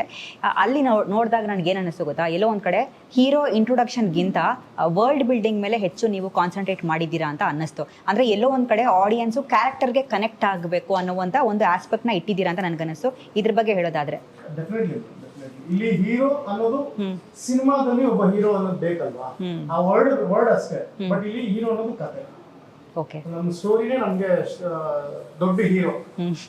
ಸೊ ಅಲ್ಲಿ ಬರುವಂತ ಎಲ್ಲಾ ಪಾತ್ರಗಳು ಎಲ್ಲಾ ಆಡಿಯನ್ಸ್ಗೂ ಒಂದೊಂದು ಪಾಯಿಂಟ್ ಅಲ್ಲಿ ಕನೆಕ್ಟ್ ಆಗ್ತಾನೆ ಹೋಗುತ್ತೆ. ಸೊ ಹಾಗಾಗಿ ಹೀರೋ ಹೀರೋಯಿನ್ ಇವರು ಅವರು ಅನ್ನೋದಕ್ಕಿಂತ ಎಲ್ಲರೂ ಆರ್ಟಿಸ್ಟ್, ಎಲ್ಲರೂ ಅವರ ಪಾತ್ರನ ಜವಾಬ್ದಾರಿಯಿಂದ ಮಾಡ್ಕೊಂಡ್ ಬಂದಿದ್ವಿ. ಸೊ ಅದೆಲ್ಲರಿಗೂ ಕನೆಕ್ಟ್ ಆಗುತ್ತೆ. ಸರ್, ಇವರಿಬ್ಬರನ್ನ ಬಿಟ್ಟು ಇನ್ನು ಬೇರೆ ಯಾರಾದ್ರೂ ಹಿರಿಯ ಕಲಾವಿದರು ಈ ಸಿನಿಮಾದಲ್ಲಿ? ಆಮೇಲೆ ಹುಲಿ ಕಾರ್ತಿಕ್ ಅವರು ಇದ್ದಾರೆ, ಆಮೇಲೆ ಮನು ರಾಮೇಗೌಡ ಅಂತ ಹೇಳಿ, ಅವನು ನನ್ನ ಆತ್ಮೀಯ ಗೆಳೆಯ, ನಾನು ಒಟ್ಟಿಗೆ ಜರ್ನಿ ಸ್ಟಾರ್ಟ್ ಮಾಡಿರೋದು. ಆಮೇಲೆ ಬೇಲೂರು ಶಿವಣ್ಣ ಅಂತ ಇದ್ದಾರೆ, ಹಾಗೆ ಪ್ರಶಾಂತ್ ಶೆಟ್ಟಿ ಅಂತ ಇದ್ದಾರೆ, ಆಮೇಲೆ ಸಂಜು ಅಂತ ಇದ್ದಾರೆ. ತುಂಬಾ ಜನ ಇದ್ದಾರೆ. ಸಿದ್ದು ಮಂಡ್ಯ, ಅಂಜು ಮಂಡ್ಯಾಳಿ ಅವರು, ಬಹಳ ಜನ ಇದ್ದಾರೆ. ಅಂದ್ರೆ ಈ ಮಂಡ್ಯದವ್ರನ್ನ ಸ್ವಲ್ಪ ಹೆಚ್ಚಾಗಿ ಹಾಕೊಂಡಿದ್ದೀರಾ ಹೆಂಗೆ ಅಂತ? ಆಟೋ ಡ್ರೈವರು ಈ ಕತೆಗಳೇ ಸ್ವಲ್ಪ ಅವ್ರು ಕನೆಕ್ಟ್ ಆಗುತ್ತಲ್ವಾ? ಅಲ್ಲ, ಅದಕ್ಕೆ ಪ್ರಶ್ನೆ ಕೇಳಿದೆ. ನೀವು ಮಂಡ್ಯದವರೇನಾ? ನೀವಿಬ್ರು ಹಾಂ ಸರ್. ಹಾಸನ, ನಮ್ದು ಭದ್ರಾವತಿ, ಶಿವಮೊಗ್ಗ. ಭದ್ರಾವತಿ. ಓಕೆ. So, ಆ ಥರ ಎಲ್ಲ ಏನಿಲ್ಲ. ಹಾ. ಆ ಪಾತ್ರಕ್ಕೆ ಅವತ್ತಿನ ದಿನ ಅವೈಲಬಿಲಿಟಿ, ಆಮೇಲೆ ಒಂದೊಂದು ಅಕ್ಕಿ ಕಾಳುಗಳು ಬರೆದಿರುತ್ತೆ, ಯಾರ ಗುಣ ಇರುತ್ತೆ ಅಂತ. ಸೊ ಆ ರೀತಿಯಲ್ಲಿ ಯಾರ್ಯಾರು ಆ ಪಾತ್ರಕ್ಕೆ ಅವತ್ತು ಅನಿವಾರ್ಯತೆ ಇತ್ತು, ಅವಶ್ಯಕತೆ ಇತ್ತು, ಅವೆಲ್ಲ ಬಂದು ಕೈಗೆ ಬರ್ತಾರೆ. ತಾಯಿ ಎಮೋಷನ್ ಏನಾದರೂ ಇಟ್ಟಿದ್ದೀರಾ ಸಿನಿಮಾದಲ್ಲಿ? ತಾಯಿ ಎಮೋಷನ್ಸ್ ಅಂತ ಏನಿಲ್ಲ, ಹಾ. ಬಟ್ ಇವ್ರ ತಾಯಿ ಇದಾರೆ ಅಷ್ಟೇ, ನನಗೆ ತಂದೆ ತಾಯಿ ಇರಲ್ಲ ಅದ್ರಲ್ಲಿ. So, ಒಂದು ಆಸ್ಪೆಕ್ಟ್ನ ಬಿಟ್ಕೊಟ್ರಿ ನೀವು. ಎಲ್ಲ ತೊಂದ್ರೆ ಇಲ್ಲ, ತೊಂದ್ರೆ ಇಲ್ಲ. ಒಂದೊಂದು ಪಾಯಿಂಟ್ ಹತ್ರ ಬರ್ತಾ ಇರೋಂಗಿದೆ. ಹಾ. ನೋಡಿ, ಒಬ್ಬ ಅಪ್ಪ ಅಮ್ಮ ಇಲ್ದೇ ಇರೋನು, ಹಾ. ಅವನು ಇಷ್ಟೆಲ್ಲ ನೀಟಾಗಿ ಹೇಗ್ ಜೀವನ ಮಾಡಕ್ ಸಾಧ್ಯ ಹೌದು. ಅನ್ನೋದೊಂದು ಕ್ವಶನ್ ಮಾರ್ಕ್ ಬಂತ ಇವಾಗ. ಸೊ ಒಂದ್ ಹಿಂಟ್ ಕೊಟ್ಟಂಗೂ ಇರಬೇಕು, ಒಂದ್ ಕಂಟೆಂಟ್ ತಗೊಂಡಂಗೂ ಇರಬೇಕು ಅಂತ. ಓಕೆ ಸರ್, ಇವಾಗ ನೀವು ಹೇಳಿದ್ರಿ ಅಂದ್ರೆ ಒಂದು ಆಟೋ ಡ್ರೈವರ್ ಸ್ಟೋರಿ ಅಂತ. ಅಂದ್ರೆ ಇದು ಕೇವಲ ನನಗೆ ಅನ್ನಿಸ್ತಾ ಇರೋ ಪ್ರಕಾರ ಮೇಲ್ನೋಟಕ್ಕೆ ಒಂದು ಆಟೋ ಡ್ರೈವರ್ ಸ್ಟೋರಿನ, ಅಥವಾ ಪ್ರತಿಯೊಬ್ಬ ಅಂದ್ರೆ ಸಾಮಾನ್ಯವಾದಂತಹ ಮನುಷ್ಯ ಅಂದ್ರೆ ಕನಸುಗಳನ್ನ ಬೆನ್ನೆಟ್ಟುವ ಪ್ರತಿಯೊಬ್ಬ ಸಾಮಾನ್ಯ ಮನುಷ್ಯನ ಕಥೆನಾ? ಪ್ರತಿಯೊಬ್ಬ ಮನುಷ್ಯನ ಕತೆ ಆಟೋ ಡ್ರೈವರ್ ಮುಖಾಂತರ ಹೇಳಕ್ ಕೊಟ್ಟಿದ್ದೀನಿ. ಸೊ ಪ್ರತಿಯೊಬ್ಬ ಮನುಷ್ಯ ಇವಾಗ ನಾವೇನೋ ಅನ್ಕೊಂಡಿರ್ತೀವಿ, ಫಾರ್ ಎಕ್ಸಾಂಪಲ್ ಲೈಫಲ್ಲಿ ಕಾರಣಾಂತರಗಳಿಂದ ಅದನ್ನ ಮಾಡಕ್ಕಾಗಿರಲ್ಲ. ಸೊ ಎಲ್ಲೋ ಡ್ರಾಪ್ ಆಗ್ಬಿಟ್ಟಿರ್ತೀವಿ, ಅದರಿಂದ ಡ್ರಾಪ್ ಔಟ್ ಆಗಿ ಎಲ್ಲೋ ಒಂದ್ ಕಡೆ ಕೊರತನೇ ಇರುತ್ತೆ ನಮ್ಗದು. ಸೊ ಅದನ್ನ ನಾವು ಯಾತ್ರನಾರ ನೋಡ್ತಾ ಇದ್ದಾಗ ಅನ್ಸುತ್ತಲ್ಲ ನಮ್ಗೆ, ಇದು ನಾನು ಮಾಡ್ಬೇಕು ಅನ್ಕೊಂಡಿದ್ದೆ, ನಾನು ಮಾಡಕ್ಕಾಗಿಲ್ಲ, ಊಟ ಮಾಡ್ತಾ ಆ ತರ ಅಂತ ಒಂದು ಕಾಡೋ ಅಂತ ಅನ್ಸುತ್ತೆ. ಸರಿ, ಇವಾಗ ಈ ಸಿನಿಮಾದ ಮ್ಯೂಸಿಕ್ ಬಗ್ಗೆ ಹೇಳೋದಾದ್ರೆ ಯಾರು ಮ್ಯೂಸಿಕ್ ಮಾಡಿರೋವಂಥದ್ದು? ಈ ಸಿನಿಮಾದಲ್ಲಿ ಶ್ರೀಧರ್ ಕಶ್ಯಪ್ ಅಂತ 3 ಸಾಂಗ್ ಮಾಡಿದ್ದಾರೆ. ಓಕೆ. ಸಡನ್ ಆಗಿ ಆಲ್ ಆಫ್ ಸಡನ್ ಅವ್ರದೊಂದು ಬೇರೆ ವರ್ಕ್ ಇದ್ರಿಂದ ಇನ್ನೆರಡು ಸಾಂಗ್ ಕಂಪ್ಲೀಟ್ ಮಾಡಕ್ಕಾಗಿಲ್ಲ. ಸೊ ಆಮೇಲೆ ನನ್ನ ಜೊತೆ ಕೈ ಜೋಡಿಸಿದ್ರು ಅಂತಂದ್ರೆ ಅಲೆಕ್ಸ್ ಅಂತ 2 ಸಾಂಗ್ ಮಾಡಿದ್ರೆ, ಮತ್ತೆ back ground score full Alex ಅವರೇ ಮಾಡಿದ್ರು. ಸೊ ಶ್ರೀಧರ್ ಸರ್ ಮತ್ತೆ ಅಲೆಕ್ಸ್ ಅವ್ರಿಗೆ ಇಬ್ರು ಮ್ಯೂಸಿಕ್. ಇಬ್ಬರು ಮ್ಯೂಸಿಕ್ ಡೈರೆಕ್ಟರ್. ಸಾಮಾನ್ಯವಾಗಿ ಒಬ್ಬರೊಬ್ಬರೇ ಹ್ಯಾಂಡಲ್ ಮಾಡೋದೇ ಕಷ್ಟ. ಇಲ್ಲ ಪಾಪ, ಎಲ್ಲ ಫ್ರೆಂಡ್ಸ್ ಆಗೇ ಕೆಲಸ ಮಾಡಿದ್ರು. ಅವರು 3 ಸಾಂಗ್ ಮಾಡಿದ್ರು, 2 ಸಾಂಗು ಮತ್ತೆ ಶೂಟ್ ಮಾಡಕ್ ಹೋಗ್ಬೇಕು ಆ ಟೈಮಲ್ಲಿ. ಆತರ ಕೇಳಿದಾಗ ಇಲ್ಲ ಸರ್, ನನಗೆ ಬೇರೆ ವರ್ಕ್ ಪ್ರೆಷರ್ ಇದೆ, ಸೊ ಹಾಗಾಗಿ ನಾನು ಮಾಡಕ್ ಆಗ್ತಾ ಇಲ್ಲ. ಸೊ ಇನ್ಫ್ಯಾಕ್ಟ್ ಅವರು ಏನೋ ಡೈರೆಕ್ಷನ್ ಮಾಡ್ತಾ ಇದ್ದಾರೆ ಅಂತ ಕೇಳ್ಪಟ್ಟೆ. ಸೊ ಅದರಿಂದ ನಾನು ಕಾರಣಾಂತರಗಳಿಂದ ಮಾಡಕ್ ಆಗ್ತಾ ಇಲ್ಲ, ಬೇರೆ ಯಾರ ಜೊತೆ ಜರ್ನಿ ಮಾಡಿ ಅಂತ ಹೇಳಿದಾಗ ಅಲೆಕ್ಸ್ ಸರ್ ಅಂತ ಅವರು ಪಾಪ ಏನು ಇಲ್ಲ, ಆಲ್ರೆಡಿ ಯಾರೋ 3 ಸಾಂಗ್ ಮಾಡಿದ್ದಾರೆ, ನಾನು 2 ಸಾಂಗ್ ಮಾಡೋದು ಹೀಗೆ ಯೋಚನೆ ಮಾಡಿಲ್ಲ. ಅವ್ರು ಇಲ್ಲ ಸರ್, ಓಕೆ ಫೈನ್, ತೊಂದ್ರೆ ಇಲ್ಲ, ಕತೆ ಚೆನ್ನಾಗಿದೆ, ಮಾಡೋಣ ಸರ್. 2 ಸಾಂಗು ಜೊತೆಗೆ ಓವರ್ ಆಲ್ ಸಿನಿಮಾ ಒಬ್ಬ ಒಳ್ಳೆ ಫ್ರೆಂಡ್ ಆಗಿ, ಒಳ್ಳೆ ವೆಲ್ ವಿಷರ್ ಆಗಿ ನನ್ನ ups and downs, not only music director ತರ ನಿಂತ್ಕೊಳ್ಳಿಲ್ಲ ಅವರು. ಅವ್ರ ಕೆಲಸ ಮಾಡೋದ್ರ ಜೊತೆಗೆ ನನಗೆ ಸಪೋರ್ಟಿವ್ ಆಗಿ ಇಡೀ ಸಿನಿಮಾ ನನ್ನ ಜೊತೆ ನಿಂತ್ಕೊಂಡಿದ್ದಾರೆ. ವಂಡರ್ಫುಲ್. ಸರ್, ಇವಾಗ ನೀವು ಅಷ್ಟೇ, ರೇಷ್ಮಾ ಅವರು ಅಷ್ಟೇ, ಇವ್ರ ಆ್ಯಕ್ಟರ್ 3 ಜನ ಹೇಳ್ತಾ ಇದ್ದಾರೆ. ಅಂದರೆ ಇವಾಗ ನೀವು ಹಲವಾರು ವರ್ಷಗಳಿಂದ ಅಂದರೆ ರೈಟಿಂಗ್ ಮಾಡ್ಕೊಂಡು ಬಂದಿದ್ದೀರಾ, ಡೈರೆಕ್ಷನ್ ಡಿಪಾರ್ಟ್ಮೆಂಟಲ್ಲಿ ವರ್ಕ್ ಮಾಡಿದ್ದೀರಾ. ಈ ಸಿನಿಮಾದಲ್ಲಿ ಆ್ಯಕ್ಟರ್ ಮೂಲಕ ನೀವು ಲಾಂಚ್ ಆಗ್ತಾ ಇದ್ದೀರಾ. ಇವರು ಅಷ್ಟೇ ರೈಟಿಂಗು ಮಾಡ್ತಾರೆ, ಡೈರೆಕ್ಟ್ರು ಮಾಡ್ತಾರೆ. ಒಬ್ಬ ಆ್ಯಕ್ಟರ್ಗೆ ಫಾರ್ ಎಕ್ಸಾಂಪಲ್ ಈ ಫಿಲ್ಮ್ ಮೇಕಿಂಗ್ ಪ್ರೋಸೆಸ್ನ ತಿಳ್ಕೊಳ್ಳೋದು ಎಷ್ಟು ಇಂಪಾರ್ಟೆಂಟ್ ನಿಮ್ಗಳ ಪ್ರಕಾರ? 100ಗೆ 1000% ಇಂಪಾರ್ಟೆಂಟ್. ಓ, 1000% ಕೊಟ್ಬಿಡ್ರಾ? ಅದು ಅವ್ರ ಬೇಸಿಕ್ ಎಜುಕೇಶನ್ ಅವ್ರಿಗೆ. ಒಬ್ಬ ಡೈರೆಕ್ಟರ್ ಆಗಿರ್ಬೋದು, ಅವರ ರೈಟಿಂಗ್ ಸ್ಕಿಲ್ಸ್ ಬಗ್ಗೆ ಆಗಿರ್ಬೋದು, ಅವರ ಪ್ಯಾಷನ್ ಬಗ್ಗೆ ಆಗಿರೋದು ತಿಳ್ಕೊಬೇಕಾಗಿರೋದು, ಆ ವರ್ಕ್ ಬಗ್ಗೆ. ಡೈರೆಕ್ಟರ್ ಅನ್ನೋದಕ್ಕೆ ಒಂದು ಸ್ಪೆಷಲ್ ಇದೆ. ಈಗ ಫಾರ್ ಎಕ್ಸಾಂಪಲ್ ಡೈರೆಕ್ಟರ್ ಅನ್ನೋರಿಗೆ ಯಾಕೆ ಅಷ್ಟು ವ್ಯಾಲ್ಯೂ ಇದೆ ಅಂತಂದ್ರೆ, ಅವ್ರೊಂದು ಕನ್ಸು ಕಂಡಾಗ್ಲೇನೆ ಸಿನಿಮಾ ಆಗಿದೆ. ಹೌದು. ಅವರು ಸಿನಿಮಾ ಅವ್ರೊಂದು ಕನ್ಸು ಕಾಣಲಿಲ್ಲ, ಅವ್ರೊಂದು ಕತೆ ಬರಲಿಲ್ಲ, ಅಥವಾ ಅವರೊಂದು ಸ್ಟಾರ್ಟ್ ಅಂತ ಮಾಡಲಿಲ್ಲ ಅಂತ ಹೇಳಿದ್ರೆ, ಪ್ರೊಡ್ಯೂಸರ್ ಅಂತ ಹೆಸರು ಟೈಟ್ಲ್ ಬರಲ್ಲ, ಆಕ್ಟರ್ಸ್ ಅಂತ ಟೈಟ್ಲ್ ಬರಲ್ಲ. ಈಗ ಅದು ಆ ಸಿನಿಮಾ ಇಟ್ಕೊಂಡು, ಅವ್ರು ಮಾಡಿದಂತ ಕಥೆನ ಇಟ್ಕೊಂಡು, ಮಾಡಿದಂತ ಸಿನಿಮಾನ ಇಟ್ಕೊಂಡು ಎಷ್ಟೆಲ್ಲ ಜನ ಇವತ್ತು ಅವ್ರ ಕೆರಿಯರ್ ಅಂತ ಬಿಲ್ಡ್ ಮಾಡ್ಕೊಂಡಿದ್ದಾರೆ. ಆಂಕರ್ ಅಂತ ಆಗಿರ್ಬೋದು, ಅಥವಾ ಇದು ಇನ್ಫ್ಲೂಯೆನ್ಸರ್ ಅಂತ ಆಗಿರ್ಬೋದು, ಸಿನಿಮಾ ಬಗ್ಗೆ ಏನೇನೆಲ್ಲ ಸಿನಿಮಾ ಕೆಲಸಗಳು ಯಾರೆಲ್ಲ ಮಾಡ್ತಿದ್ರೆ ಅದಕ್ಕೆಲ್ಲ ಬೇರೆ ಡೈರೆಕ್ಟರ್. ಸೊ ಆ ಡೈರೆಕ್ಟ್ರು, ಆ ರೈಟರ್ಗೆ ಏನ್ ವ್ಯಾಲ್ಯೂ ಇದೆ, ಆ ವ್ಯಾಲ್ಯೂನ ನಾವು 100% ಆರ್ಟಿಸ್ಟ್ ಆಗಿ ನಾವು ಕೊಡ್ಲೇಬೇಕು. ಕರೆಕ್ಟ್. ಅದು ಬಿಟ್ಟರೆ ಬೇರೆ ಆಪ್ಷನ್ ಇಲ್ಲ ಅವ್ರಿಗೆ. ಡೈರೆಕ್ಟರ್ ಕೈ ಮುಗಿದು ಅವ್ರು ಏನ್ ಹೇಳ್ತಾರೆ ಅದನ್ನ ಚಾಚು ತಪ್ಪೆ ಮಾಡ್ಕೊಂಡು ಹೋಗೋದೇ ಒಬ್ಬ ಆರ್ಟಿಸ್ಟ್ ಕೆಲಸ.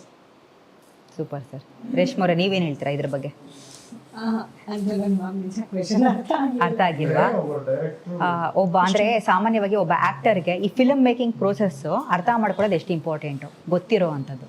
ಫಿಲ್ಮ್ ಮೇಕಿಂಗ್ ಪ್ರೋಸೆಸ್ ಒಬ್ಬ ಆರ್ಟಿಸ್ಟಿಕ್ ಫಿಲ್ಮ್ ಮೇಕಿಂಗ್ ಪ್ರಾಸೆಸ್ ಒಬ್ಬ ಆಕ್ಟರ್ಗೆ ಇಂಡಸ್ಟ್ರಿಗೆ ಫಾರ್ ಎಕ್ಸಾಂಪಲ್ ಬರ್ತಾರೆ ಅಂದ್ರೆ ಇವಾಗ ಫಾರ್ ಎಕ್ಸಾಂಪಲ್ ನೀವು ರೈಟಿಂಗು ಮಾಡ್ತೀರಾ, ಡೈರೆಕ್ಷನ್ ಮಾಡ್ತೀರಾ, ಇವಾಗ ನಿಮ್ಮ ಅಪ್ಕಮಿಂಗ್ ಸಿನಿಮಾ ಕೂಡ ಬರ್ತಾ ಇದೆ. ಅಂದ್ರೆ ಈ ರೀತಿಯಾದಂತಹ ಬೇರೆ ಬೇರೆ ಆಸ್ಪೆಕ್ಟ್ಸ್ಗಳು ತಿಳ್ಕೊಳ್ಳೋದು ಎಷ್ಟು ಇಂಪಾರ್ಟೆಂಟ್ ಅಂತ. ಅಂದ್ರೆ ಇವಾಗ ನಾನು ಜಸ್ಟ್ ಆರ್ಟಿಸ್ಟ್ ಆಗಿ ಬರ್ತೀನಿ ಅಂದಾಗ ಒಂದು ರೆಸ್ಪೆಕ್ಟ್ಫುಲ್ ಆಗಿ ನೋಡೋದು ತುಂಬಾ ಇಂಪಾರ್ಟೆಂಟ್ ಆಗುತ್ತೆ ಡೈರೆಕ್ಟರ್ನ. ಆ್ಯಂಡ್ ನಾವು ಏನು ಫಿಲ್ಮ್ ಮೇಕಿಂಗ್ ಪ್ರಾಸೆಸ್ನ ಅರ್ಥ ಮಾಡ್ಕೊತೀವಿ ಆರ್ಟಿಸ್ಟ್ ಆಗಿ, ಅಥವಾ ಇವಾಗ ನಾನು ಡೈರೆಕ್ಟರ್ ಆಗಿ ಅಥವಾ ನಾನು ಏನೋ ನನಗೇನೋ ಗೊತ್ತು ಅಂತ ಗೊತ್ತಿದ್ರು ನಾನು ತಿಳ್ಕೊಂಡು ನನಗನ್ಸೋದು ನಾನು ಇನ್ನೊಬ್ರು ಸೆಟ್ಟಿಗೆ ಬಂದಾಗ, ಇವಾಗ for example Sharath sir direct ಮಾಡೋ ಕಡೆ ನಾನು ಆ್ಯಕ್ಟ್ ಮಾಡ್ತಿದ್ದೀನಿ ಅಂದಾಗ ನನ್ನ ನಾಲೆಡ್ಜ್ನ ಅಲ್ಲೆಲ್ಲೂ ಯೂಸ್ ಮಾಡಬಾರ್ದು ಅಂತ ನನಗನ್ಸುತ್ತೆ. ಬಿಕಾಸ್ ನಾನು ಡೈರೆಕ್ಟರ್, ನನಗೆ ಗೊತ್ತು ಅಂದರೆ ನನ್ನ ಕತೆ ನನಗೆ ಗೊತ್ತು, ಇವ್ರ ಕತೆ ನನಗೆ ಗೊತ್ತಿರಲ್ಲ. ಸೊ ಹಾಗಾಗಿ ನನ್ನ ನಾಲೆಡ್ಜ್ನ ನಾನು ಇಲ್ಲಿ ಯೂಸ್ ಮಾಡೋದು, ಐ ಮೀನ್ ನಾನು ಸ್ಟ್ರಾಂಗ್ಲಿ ಅದನ್ನು ಸಜೆಸ್ಟ್ ಮಾಡಲ್ಲ. ಬಿಕಾಸ್ ಸ್ಟಾರ್ಟಿಂಗಿಂದ ಎಂಡಿಂಗ್ವರೆಗೂ ಡೈರೆಕ್ಟ್ರಿಗೆ ಮಾತ್ರ ಗೊತ್ತಿರುತ್ತೆ. ಅವ್ರು ಹೇಳ್ದಂಗೆ ಅವ್ರು ಕನ್ಸು ಕಂಡಂಗಿಲ್ಲ, ಅದು ಫೈನಲ್ ಫಸ್ಟ್ ಟೈಮ್ ಅವ್ರು ಸ್ಕ್ರಿಪ್ಟ್ ಮಾಡಬೇಕಾದ್ರೇ ನಮಗೆ ಗೊತ್ತಿರುತ್ತೆ ನಾಳೆ ದಿನ ಥಿಯೇಟರಲ್ಲಿ ಎಲ್ಲಿ ಯಾವ ಸೀನ್ ಹೇಗೆ ಬರುತ್ತೆ, ಎಲ್ಲಿ ಜನ ಅಳ್ತಾರೆ, ಎಲ್ಲಿ ಜನ ನಗ್ತಾರೆ, ಎಲ್ಲಿ ಜನ ವಿಷಲ್ ಹೊಡಿತಾರೆ ಅನ್ನೋ ಡೈರೆಕ್ಟ್ರಿಗೆ ಗೊತ್ತಿರುತ್ತೆ. ನಾನು ಆರ್ಟಿಸ್ಟ್ ಆಗಿ ಇನ್ನೊಂದು ಸೆಟ್ಟಿಗೆ ಹೋದಾಗ ನನಗೆ ಆ ವಿಷಯ ಗೊತ್ತಿರಲ್ಲ. ಕೆಲವೊಂದು ಸತಿ ಹೆಂಗಾಗುತ್ತೆ ಅಂದರೆ, ಇಲ್ಲ ನೀವು ಇಲ್ಲಿ ಅಳ್ಬೇಕು ಅಂತ ಹೇಳಿದಾಗ ನಾನು ಜಾಸ್ತಿ ಹತ್ಬಿಡ್ಬೋದು, ಅಲ್ಲಿ ಬೇಕಾಗಿರಲ್ಲ ಅಷ್ಟು, ಅಳೋದನ್ನ 1000 ಥರ ಅಳ್ಬೋದು. ಬಟ್ ಅದು ನನಗೆ ಗೊತ್ತಿರ್ಬೇಕಂದ್ರೆ ನನಗೆ ಡೈರೆಕ್ಟರ್ ಹತ್ರ ಐ ಮೀನ್ ಕೇಳ್ಕೊಬೇಕು. ನಾನು ಆರ್ಟಿಸ್ಟ್ ಅಂತ ಹೇಳಿ ನಾನು ಚೆನ್ನಾಗಿ ಆ್ಯಕ್ಟಿಂಗ್ ಮಾಡ್ತೀನಿ ಅಂತ ಹೇಳಿ ನಾನು ಸುಮ್ಮನೆ ನಂಗೆ ಎಷ್ಟು ಬೇಕಷ್ಟು ಹತ್ರ ಆ ಸೀನಿಗೆ ಅದ್ರ ಅವಶ್ಯಕತೆನೇ ಇಲ್ಲ ಅಂತ ಹೇಳಿದಾಗ ಇಡೀ ಸಿನಿಮಾ ನೋಡ್ಬೇಕಾದ್ರೆ ಎಲ್ಲೋ ಒಂದು ಕಡೆ ಇದು ಆಚೆ ಎತ್ತಿ ಪಿತ್ತು ಆಡ್ ಒನ್ ಔಟ್ ಅಂತಾರಲ್ಲ, ಸೊ ಹಾಗಾಗಿ ಬಿಡುತ್ತೆ. ಸೊ ಎಲ್ಲರೂ ನಮ್ಮ ಕೆಲಸ ನಾವು ಮಾಡಬೇಕು, ಅಂದರೆ ಕಂಪ್ಲೀಟ್ 100% ಹಾಕಿ ನಮ್ಮ ಕೆಲಸ ನಾವು ಮಾಡಬೇಕು, ಬೇರೆಯವ್ರ ಕೆಲಸಕ್ಕೆ ನಾವು ಗೌರವ ಕೊಡಬೇಕು ಅನ್ನೋದು ನನ್ನ ಪಾಯಿಂಟ್ ಆಫ್ ವ್ಯೂ ಪರ್ಸ್ನಲಿ. ಚೆನ್ನಾಗಿ ಹೇಳಿದ್ರಿ ಶಿಲ್ಪ ಅವರೇ. ನಾನು ಹೇಳೋದು ಆ್ಯಸ್ ಅನ್ ಆ್ಯಕ್ಟರ್, ನಾನು ಇವ್ರ ಡೈರೆಕ್ಷನ್ ಡಿಪಾರ್ಟ್ಮೆಂಟಲ್ಲಿ ಇರೋದಕ್ಕೆ they are said in they away. As an actor ಸಪ್ರೇಟಾಗಿ ಏನು ಹೇಳ್ತೀನಿ ಅಂದರೆ, ನಾವೆಲ್ಲರೂ ಖಾಲಿ ಪೇಪರ್ ಆ್ಯಕ್ಟರ್ಸ್. ಡೈರೆಕ್ಟರ್ ಏನು ಬರೀತಾರೋ, ಏನು ಇಮ್ಯಾಜಿನೇಷನ್ಸ್ ಕೊಡ್ತಾರೋ, ಏನು ನಮ್ಮನ್ನು ಔಟ್ಪುಟ್ ತೆಗೆಸ್ತಾರೋ ಅದು ಅವರಿಂದ ಮಾತ್ರ ಸಾಧ್ಯ. ನಾವೆಲ್ಲ ಗೊಂಬೆ ಆಡ್ಸೋದವರು. So I feel we are just ಗೊಂಬೆ ಆಡ್ಸೋನು ನಮಗೆ ಸಿನಿಮಾದವ್ರಿಗೆ ಡೈರೆಕ್ಟರ್ ಅಂತ ಹೇಳ್ತೀವಿ. ಬಿಕಾಸ್ ನಾವು ಏನು ಪ್ಲೇ ಮಾಡಬೇಕು, ಇಲ್ಲಿ ಎಷ್ಟು ಪ್ಲೇ ಮಾಡಬೇಕು, ಪ್ರತಿಯೊಂದು ಇವ್ರು ಹೇಳ್ದಾಗೆ ನಾವು ಎಲ್ಲೆಲ್ಲಿ ಯಾವ್ಯಾವ ಸೀಕ್ವೆನ್ಸಲ್ಲಿ ನಾವು ಇರಬೇಕು ಅನ್ನೋದನ್ನ ಪ್ರತಿಯೊಂದು ಗೈಡ್ ಮಾಡೋದವರು. ಸೊ ಹಾಗಿದ್ದಾಗ ಡೈರೆಕ್ಟರ್ ಪ್ಲೇಸ್ ಇದೆಲ್ಲ ನಾವು ನಿಜವಾಗ್ಲೂ ನಾವು ಯಾರನ್ನು ಕೋಆರ್ಡಿನೇಟ್ ಮಾಡ್ತೀವೋ ಇಲ್ವೋ, ನಾವು 24/7 ನಾವು ಏನು ಸಿನಿಮಾ ಮುಗಿಯೋವರೆಗೂ ಡೈರೆಕ್ಷನ್ ಟೀಮ್ ಆಗಲಿ ಡೈರೆಕ್ಟರ್ಗಾಗಲಿ ನಾವು ವಿಲ್ ಬಿ ಕಂಪ್ಲೀಟ್ಲಿ ಕಮ್ಯುನಿಕೇಷನ್ ಆಗಲಿ ಇಂಟ್ರಾಕ್ಷನ್ಸ್ ಆಗಲಿ ಜಾಸ್ತಿ ಇಟ್ಕೊತೀವಿ. ಬಿಕಾಸ್ ನಮಗೆ ಅವ್ರ ಇಮ್ಯಾಜಿನೇಷನಲ್ಲಿ ಏನಿದೆ ಅನ್ನೋದು ಒಂದಿರುತ್ತೆ, ನಮ್ಮ ಇನ್ವಾಲ್ವ್ಮೆಂಟ್ ಹೆಂಗೆ ತೆಗಿಬೇಕು ಅನ್ನೋದು ನಮ್ಮಲ್ಲಿರುತ್ತೆ. So they plays a big role actually. ಅದನ್ನೇ ಹೇಳಿದಾಗೆ ನಾವೆಲ್ಲ ಖಾಲಿ ಪೇಪರ್ ಅಷ್ಟೇ. ಹಿಂಗೆ ಇರ್ತಿದ್ರ ಸರ್ ಅಲ್ಲಿ ಸೆಟ್ಸ್ ನಲ್ಲಿ ಕೂಡ ಕಾಮ್ ಅಂಡ್ ಕಂಪೋಸ್ಡ್ ಆಗಿ, ಅಥವಾ ಇಲ್ಲ ತುಂಬಾ ಸಿಂಪ್ಲಿಸಿಟಿ ಹೀಗೆ ಈಗ ನಿಮ್ಮ ಹತ್ರ ಹೇಗೆ ಇಂಟ್ರಾಕ್ಟ್ ಮಾಡ್ತೀರೋ ನಮ್ಮ ಹತ್ರ ರೇಗಿಸ್ಬೋದು ಸ್ವಲ್ಪ ಹೊತ್ತು ಬಿಟ್ರೆ ಅಷ್ಟೇ.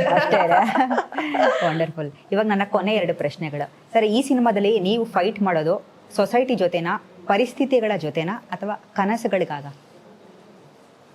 ಎಲ್ಲದಕ್ಕೂ, ಮೂರಕ್ಕೂ. ಸೊಸೈಟಿ ಯಾವ ರೀತಿ ಇದೆ ಅದ್ರ ಅಪೋಸಿಟ್ ಅಲ್ಲೂ ಹೋಗ್ತಾನೆ, ಅಂಡ್ ಪರಿಸ್ಥಿತಿಗಳು ಯಾವ ರೀತಿ ಬರುತ್ತೆ ಅದನ್ನ ಎದುರಿಸಬೇಕು ಅಂತಾನು ಫೈಟ್ ಮಾಡ್ತಾನೆ, ತನಗೋಸ್ಕರನು ಫೈಟ್ ಮಾಡ್ಕೊಳ್ತಾರೆ. ಓಕೆ. ಇವಾಗ ಒಬ್ಬ ಮನುಷ್ಯ ಸಾಮಾನ್ಯವಾಗಿ ಅಂದ್ರೆ ದೊಡ್ಡ ಮನುಷ್ಯನಾಗೋದು ಸೊಸೈಟಿ ಹೇಳ್ದಾಗ್ಲ ಅಥವಾ ಅವನ ಕಾನ್ಸೈನ್ಸ್ ಹೇಳ್ದಾಗ್ಲ? ಅವನ ಕಾನ್ಸೈನ್ಸ್ ಹೇಳ್ದಾಗ. ಈಗ ನಮ್ಗೆ ನನ್ನ ಮೇಲೆ ಕಾನ್ಫಿಡೆನ್ಸ್ ಇಲ್ಲ ಅಂತಂದ್ರೆ ಸೊಸೈಟಿ ಏನಂತ ಹೇಳುತ್ತೆ ನಮಗೆ? ಹೌದು. ಸೊ ನನ್ನ ಪ್ರೊಜೆಕ್ಷನ್ ನಾನು ಹೆಮ್ಮೆಯಿಂದ ಹೇಳ್ಕೊಬೇಕು, ಗುರು ನಾನು ದೊಡ್ಡ ಮನ್ಸ, ಗುರು ನನಗೆ ನಾನು ದೊಡ್ಡ ಮನ್ಸ, ನಾನು ಯಾರ ಮುಂದೆನೂ ತಲೆ ಬಗ್ಸುವಂತ ಕೆಲಸ ಮಾಡಿಲ್ಲ, ಯಾರ ಹತ್ರನೂ ನಾನು ಎದುರ್ಕೊಂಡು ಓಡಾಡುವಂತ ಕೆಲಸ ಮಾಡಿಲ್ಲ ನಾನು. ಸೊ ನನ್ನ ಫಸ್ಟ್ ನನ್ನನ್ನು ನಾನು ಆ ಥರ ಪೋರ್ಟ್ರೇ ಮಾಡ್ಕೊಂಡಾಗಲೇ ಅಪೋಸಿಟ್ ಇರೋ ಪರ್ಸನ್ಸ್ಗೂ ಅದು ಗೊತ್ತಾಗುತ್ತೆ. ಹೌದು. ಸೊ ಹಾಗಾಗಿ ಕಾನ್ಸಿಕ್ವೆನ್ಸ್, ಅವನ ಕಾನ್ಸಿಕ್ವೆನ್ಸ್ ಸ್ಟ್ರಾಂಗ್ ಆಗಿರ್ತದೆ. ನಿಮ್ಮ 3 ಜನಕ್ಕೆ ಸಿನಿಮಾದಲ್ಲಿ ಫೇವ್ರೆಟ್ ಪೋರ್ಷನ್ ಯಾವುದು? ಇವ್ರಿಗೆ ಸಾಂಗ್ ಅನ್ಬೋದೇನೋ, ನನಗೆ ಫೈಟರ್ ಇಡೀ cinema favourite portion climax it's very nice. Sir ಒಂದು ಡೈಲಾಗ್ ಬರ್ಬೋದಾ ಈ ಸಿನಿಮಾದ್ದು? ಯಾವ್ದಾದ್ರು ಒಂದು, ಆಮೇಲೆ ನಂತರ ರ್ಯಾಪಿಡ್ ಫೈರ್ಗೆ ಹೋಗ್ಬೇಡ. ಅಂದ್ರೆ ಆಟೋ ಡ್ರೈವರ್ ಹತ್ರ ಅಂಡರ್ ಎಸ್ಟಿಮೇಟ್ ಮಾಡ್ಬೇಡ, ನಾವು ನಮ್ಮ ಆಟೋದಿಂದ ಬರ್ಸಿರೋ ಸಾಲ್ಗಳು ಎಷ್ಟೋ ಸಿನಿಮಾಗಳ ಸಾಂಗ್ಗಳಾಗಿ ಸೂಪರ್ ಹಿಟ್ ಆಗಿಬಿಟ್ಟಿದೆ. Don't under estimate the power of auto drivers. Super. ಕೊನೆಯದಾಗಿ ಸರ್ ರ್ಯಾಪಿಡ್ ಫೈರು 3 ಜನ ಹೇಳಬೇಕು, 1 ಲೈನ್ ಆನ್ಸರ್ ಅಷ್ಟೇ, 1 ವರ್ಡ್ ಆನ್ಸರ್. ಆಟೋ ಡ್ರೈವರಾ ಅಥವಾ ಆ್ಯಕ್ಟರಾ? ಸೊ ಇವ್ರಿಗೆ ಡ್ರೀಮಾ ಡೆಸ್ಟಿನಿನಾ? ಡೆಸ್ಟಿನಿ. ಓಕೆ. ಮಾಸಾ ಕ್ಲಾಸಾ? Class with mass. Super, intelligent answer ಅಂತಾರೆ ಇದಕ್ಕೆ. ಬೆಂಗಳೂರಾ ಅಥವಾ ಹೋಮ್ ಟೌನಾ? ಕರ್ನಾಟಕ. ಅಂದರೆ 2 ಮುಖ್ಯನೇ. ಒಂದೇ, you have to choose only 1. Karnataka. Karnataka. One word for ದೊಡ್ಡ ಮನ್ಸ, ಒನ್ ವರ್ಡ್ ಮನುಷ್ಯಪ್ಪ. ನೀವು ಹೇಳಿ ಸರ್. ಹೇಳ್ಬಿಡು. ಓಕೆ. ಟಫೆಸ್ಟ್ ಸೀನ್ ಈ ಸಿನಿಮಾದು? ಕ್ಲೈಮ್ಯಾಕ್ಸ್ ನಮಗೆಲ್ಲ ಅವ್ರಿಗೆ ಅವ್ರಿಗ ನಿಮ್ಮಿಬ್ಬರಿಗೂ? ಟಫ್ ಅಂತ ಅನಿಸ್ತಿದೆ ಅವನಿಗೆ ಕ್ಲೈಮ್ಯಾಕ್ಸ್, ಬಟ್ ಕ್ಲೈಮ್ಯಾಕ್ಸ್ ಯಾಕೆ ಅಂತಂದ್ರೆ ಆ ಒಂದು ಹೋಲ್ಡ್ ಹಿಡಿದಿಟ್ಕೊಬೇಕಲ್ಲ. ಹೌದು. ಇಡೀ ಸಿನಿಮಾ ನಾವೇನ್ ಹೇಳ್ಕೊಂಡ್ ಬಂದಿರ್ತೀವಿ, ಕ್ಲೈಮ್ಯಾಕ್ಸ್ ಅನ್ನೋದು ತುಂಬಾ ಮ್ಯಾಟರ್ ಆಗುತ್ತೆ. ಅಂದ್ರೆ ಬಿಗಿನಿಂಗ್ ನಾವು ಮರ್ತೋಗ್ಬಿಡ್ತೀವಿ, ಇಂಟ್ರೊಡಕ್ಷನ್ ಸಾಂಗ್ ಮರ್ತೋಗ್ಬಿಡ್ತೀವಿ. ಎಲ್ಲೋ ಒಂದ್ ಕಡೆ ಆಚೆ ಬಂದ್ಮೇಲೆ ಇಂಟ್ರೊಡಕ್ಷನ್ ಸಾಂಗ್ ನೆನಪಾಗ್ಬೋದಿರೋ ಮತ್ತೆ, ಬಟ್ ಆ ಒಂದು ಲಾಸ್ಟ್ 5 to 10 minutes ಏನ್ ನಾವು ಸಿನಿಮಾ ತೋರಿಸ್ತೀವಲ್ಲ ಜನಕ್ಕೆ, ಅದು ತುಂಬಾ ಆಸ್ ಎ ಡೈರೆಕ್ಟರ್ ಆಗಿ ಆಸ್ ಅನ್ ಆಕ್ಟರ್ ಆಗಿ ಚಾಲೆಂಜಿಂಗ್. ಅದು ನನಗೆ ಟಫೆಸ್ಟ್, ಬಿಕಾಸ್ ಆಡಿಯನ್ಸ್ಗೂ ಕೂಡ ಇಂಪ್ಯಾಕ್ಟ್ ಆಗಿರುತ್ತೆ. ನಿಮ್ಮಿಬ್ಬರಿಗೆ ಟಫೆಸ್ಟ್ ಸೀನು ಈ ಸಿನಿಮಾದು? ಆ ಥರ ನಮ್ಗೆ ಯಾವ್ದು ಯಾವುದೇ ಇರಲಿಲ್ಲ, ಇರಲಿಲ್ಲ ನಮಗೆ. ಒಳ್ಳೆ ಡೈರೆಕ್ಟರ್ ಆಗಿದ್ದಾರೆ. ಸರಿ, ಟಫೆಸ್ಟ್ ಎಮೋಷನ್ ಇದನ್ನಾದ್ರೂ ಹೇಳಿ ಶಿಲ್ಪ ಅವರೇ. Toughest emotion after second half ಇದಲ್ಲ, it's completely toughest emotions. Toughest emotions ಏನಾ ಆ ಥರ ಕನೆಕ್ಟ್ ಮಾಡಿಸಿದ್ದಾರೆ. ಸೊ ಸೆಕೆಂಡ್ ಹಾಫ್ ಇಂದ ನನಗೆ ತುಂಬಾ ಕನೆಕ್ಟ್ ಆಗ್ತೀನಿ. ಎಲ್ಲ ಸೀನ್ಸು ಎಲ್ಲ ನೀವು ಪ್ರತಿ ಒಂದು ನೀವು ಒಂದು ಮೆನ್ಷನ್ ಮಾಡಕ್ ಆಗದೇ ಇಲ್ಲ after interval. We have to bring kerchiefs ಅನ್ಸುತ್ತೆ ಆಗಿದ್ರೆ to watch the movie. Capacity, abilities ಅದೆಲ್ಲ. ಹಂಗೆ. ಬಟ್ ಒಂದೊಂದು scene after interval that is also actually very difficult ಅಲ್ವಾ ಸರ್? ಅಳಿಸೋದು ಕೂಡ ಇಟ್ ಇಸ್ ನಾಟ್ ಈಸಿ. ನಗೋದು ಕಷ್ಟನೇ, ಅಳಿಸೋದು. ಈಗಿರೋ ಪರಿಸ್ಥಿತಿಗಳಲ್ಲಿ ಎಲ್ಲರೂ ಅಂದ್ರೆ ಅವರ ಒಂದು ಓನ್ ಸ್ಟ್ರಗಲ್ಗಳಲ್ಲಿ ಇರ್ತಾರೆ, ಅಂಥದ್ರಲ್ಲಿ ಅಳಿಸೋದು ಕಷ್ಟ, ನಗ್ಸೋದು ಕಷ್ಟ. ನಿಮ್ಗೆ ರೇಷ್ಮಾ ಅವರೇ ಟಫೆಸ್ಟ್ ಎಮೋಷನ್? ಇಲ್ಲ ಮ್ಯಾಮ್, ನನಗೆ ಈಸಿ ಆಯ್ತು. ನನಗೆ Easy ಈ ಆಯ್ತಾ? ಸಿನಿಮಾದಲ್ಲಿ ಆಕ್ಟಿಂಗ್ ನನಗೆ ಅಂದ್ರೆ ಈ ಸಿನಿಮಾ ಅಂತ ಆ ಥರ ಹೇಳ್ತಿಲ್ಲ ನಾನು. It was like easy to go character. ನಾವು ಡೈಲಿ ಲೈಫಲ್ಲಿ ಹೇಗಿರ್ತೀವಿ ಹಾಗೆ. ನನಗೆ ಅಂದ್ರೆ ಏನೋ ಹೆಚ್ಚು ಆಕ್ಟಿಂಗ್ ಮಾಡಬೇಕು, ಬಾಡಿ ಲ್ಯಾಂಗ್ವೇಜ್ ಆ ಥರ ಇರಲಿಲ್ಲ. ಆ ಕ್ಯಾರೆಕ್ಟರ್ ಕ್ಯೂಟ್ ಅಂಡ್ ಸ್ವೀಟ್ ಆಗಿತ್ತು. So it was like easy ಆಗಾಯ್ತು ನನಗೆಲ್ಲ. ನೋಡಿ ಸರ್, ಹಾಗೆ ನೆಕ್ಸ್ಟ್ ಸಿನಿಮಾಗೆ ಮತ್ತೆ ಆಪರ್ಚುನಿಟೀಸ್ಗಳು ಕೊಡಿ, ಎಲ್ಲ ಈಸಿ ಅಂತ ಹೇಳ್ತೀಯ. ಇಲ್ಲ ಅವರು ಆಕ್ಚುಲಿ ಡೈರೆಕ್ಟ್ ಆಗಿಬಿಟ್ಟಿದ್ದಾರೆ, ನೆಕ್ಸ್ಟ್ ಅವ್ರು ಆಕ್ಟರ್ ಆಗಿ ಕರೆಯಂಗಿಲ್ಲ ನಾವು. ಹೌದು. ಸರಿ, ಒನ್ ವರ್ಡ್ ಆನ್ಸರ್. ರೈಟರ್ ಶರತ್ತ ಅಥವಾ ಆಕ್ಟರ್ ಶರತ್ತ? ಆಕ್ಟರ್. ಆಕ್ಟರ್. ಸೆಟ್ನಲ್ಲಿ ಪ್ರ್ಯಾಂಕ್ ಮಾಸ್ಟರ್ ಯಾರು? ಫ್ರ್ಯಾಂಕ್ ಯಾರು ಇಲ್ಲ. ಯಾರು ಇಲ್ವಾ? ಆಕ್ಚುಲಿ ಮ್ಯಾಮ್ ನಮ್ಮ ಸೆಟ್ ಅಂದ್ರೆ ಸಿಕ್ಕಾಪಟ್ಟೆ ಪ್ರೊಫೆಷನಲ್ ಆಗಿತ್ತು. ನಾವ್ ಯಾರು ಪರ್ಸನಲ್ ಏನು ಮಾತೇ ಆಡಿಲ್ಲ. ಇಟ್ ವಾಸ್ ಲೈಕ್ ನಮ್ ಕೆಲಸ ನಮ್ದು ಅಷ್ಟೇ, ಮುಗೀತು. ಸೂಪರ್. ಅಂದ್ರೆ ನಾವೆಲ್ಲ ನನ್ನ ಕಾಲೇಜ್ ಡೇಸ್ ನನ್ ನೆನಪಾಗ್ತಿದೆ. ತುಂಬಾ ಕುಡಿಯೋದು, ಕಾಲೇಜ್ಗೆ ಹೋಗೋ ಮನೆಗೆ ಬಾ ಇಟ್ ವಾಸ್ ಲೈಕ್ ವೆರಿ ಅಲ್ವಾ? ಸೊ ಆಡಿಯನ್ಸ್ ವಿಸಲ್ ಮಾಡ್ತಾರಾ ಅಥವಾ ಎಮೋಷನಲ್ ಆಗ್ತಾರಾ ಈ ಸಿನಿಮಾ ನೋಡಿ? ಎಮೋಷನ್ ವಿಜುವಲ್ ನೋಡಿದ್ದಾರೆ. Super. Yeah. Yes, final question. ದೊಡ್ಡ ಮನುಷ್ಯ ಟೈಟಲ್ ಕೇಳಿದಾಗ ದೊಡ್ಡ ಮನುಷ್ಯ ನಮಗೆ ನೆನಪಾಗ್ತಾರೆ, ಓಕೆನಾ? ಸಿನಿಮಾ ನೋಡಿದ್ಮೇಲೆ ಪ್ರೇಕ್ಷಕರಿಗೆ ದೊಡ್ಡ ಮನುಷ್ಯ ಅಂದ್ರೆ ದೊಡ್ಡ ಹೆಸರಲ್ಲ, ದೊಡ್ಡ ಹೃದಯ ಅಂತ ಅನ್ಸುತ್ತಾ?